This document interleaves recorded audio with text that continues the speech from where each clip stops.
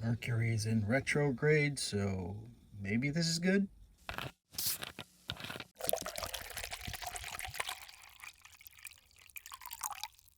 So this is Karma Cola from New Zealand. They're a relatively new company. They got started in 2010 with the altruistic goal of being a fair trade company.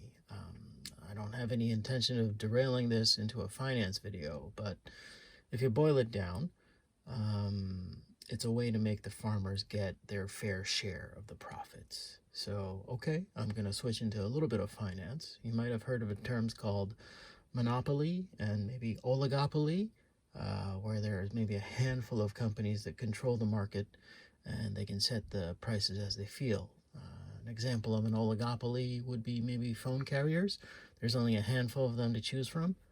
A term that's related to both of these are monopsony and oligopsony. The emphasis is shifted to the buyer of the products. So in an oligopsony, you have many sellers, but you have only a handful of buyers of said product. So, that buyer has a lot of choices to, I don't want to buy from him, I want to buy from him. And there's, they have much more negotiating power. So if you're a bunch of small scale farmers and there's only like 3 or 4 buyers of your product, what happens when you have a perishable good that you want to offload because that's all you make? You try to undercut your competitors, and the buyers know this, and they wait for the market price to reach parity, or at least what they consider parity. And that's kind of what an oligopsony is. And the farmer gets what he gets, but they don't get anything up the chain, if you will.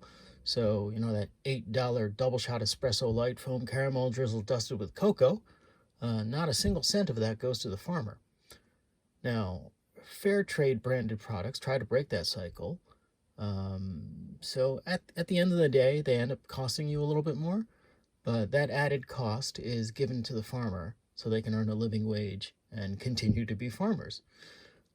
Karma Cola's case, I don't know whether or not they do it for their entire lineup. I'm assuming they do. They give back farmers 2% of their revenue.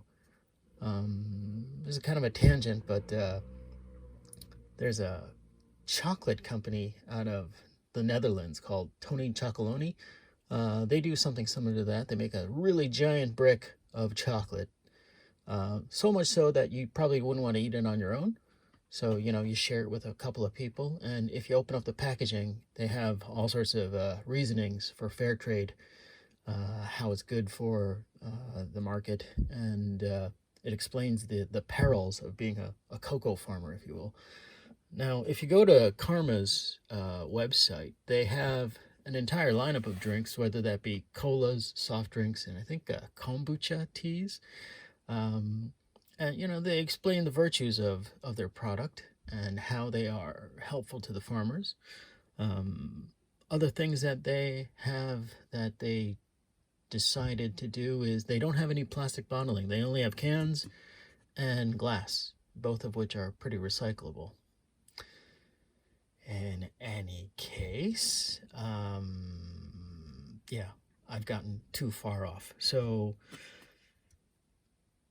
I'm gonna just splash on screen what the ingredients and the caloric information of this stuff is, but it's a cola. I don't remember how much I paid for it, but it was at a upscale supermarket, so I'm assuming I paid a pretty penny for just a... What is this? How many ounces is this? It's 250. 250 is what? 8.5 fluid ounces, maybe? So, yeah, I probably paid a little bit more, but hey, apparently it's karmic. So, let's give it a whirl.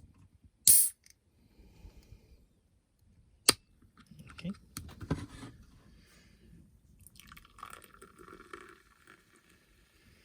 Looks like your typical cola.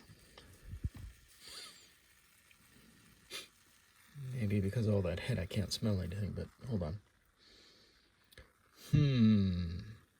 Okay, so it doesn't smell like Coca-Cola. It smells like a cola. Would that be like RC Cola or not even Pepsi? This smells like supermarket cola. All right, let's give it a try. Maybe cola nuts taste different for this guy.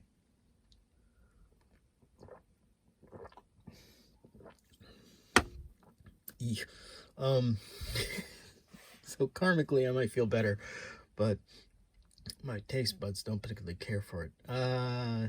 It's been a while, so I don't really remember what it tasted like, but it reminds me of RC Cola. And RC Cola reminds me of your typical supermarket cola, not Coca-Cola.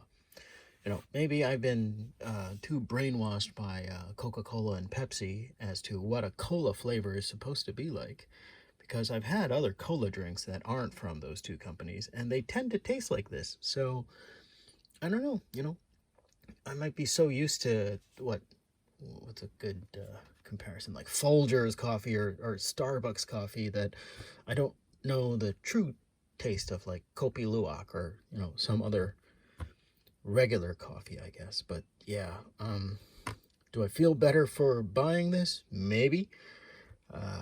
Do I feel better for drinking this? Not really. You got a good message, just maybe not such a great drink.